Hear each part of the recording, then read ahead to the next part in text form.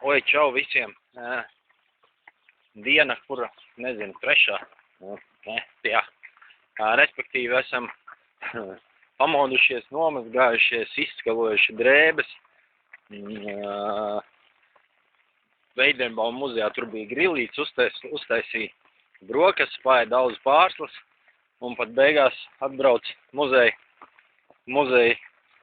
gide, kamēr viņa man drusciņi pastāstīja apskatījām un pastāstīja par mītnēm. Tikmēr, kā jūs domājat, Amēlija aizmuka. Izējām ārā, zirga nav. Sākās rīta jāatsākā daļa.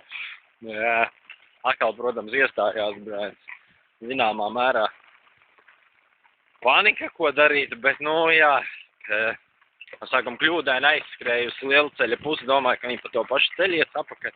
Beigās izrādījās, ka pa taisno vienkārši bija pa zāli aizvīlējis apakaļ pie bērniem. Beigās izrādījās.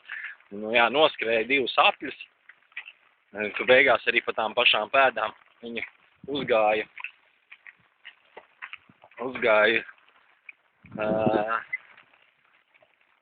skangaļu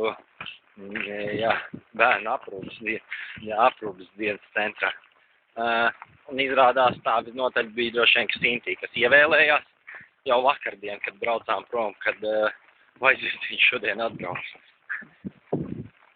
Un noteikti man augstprātība, kamēr es runāju ar meiteni, tad bija es tur tāds baigais šitāds. Jā, tas man tā. No visums ir pa pakaļu bišķiņ par to, kad Jānis sadomāties, ka baigot beci, jā. Vienkārši es vienkāršāk. Kaut kā tā. Labi, tagad dodamies uz Liepas pusi. Diena šodien tāda, kad droši vien, ka pilna jūrmā ar cilvēkiem. Saulaina. Silta. Vēņš. Neko, dodamies uz priekšu. Tad jau pados, kā mums ies. Katrā ziņā, šodien cits.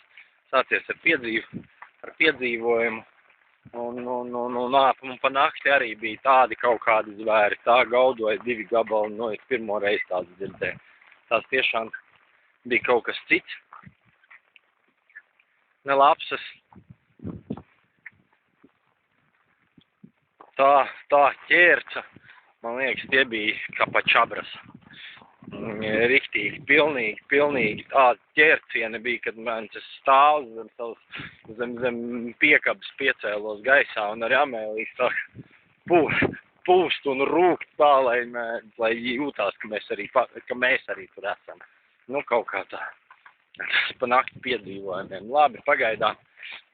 Čau un paldies muzeja, es teiktu, muzeja vadītāja meitenē, kas mūs arī sacienāja ar ūdeni. Ar ūdeni un garšīgu būciņu. Tas mums kopējs piedzīvojums rītā. Paldies Veidenbauma garam, kas mūs ieveda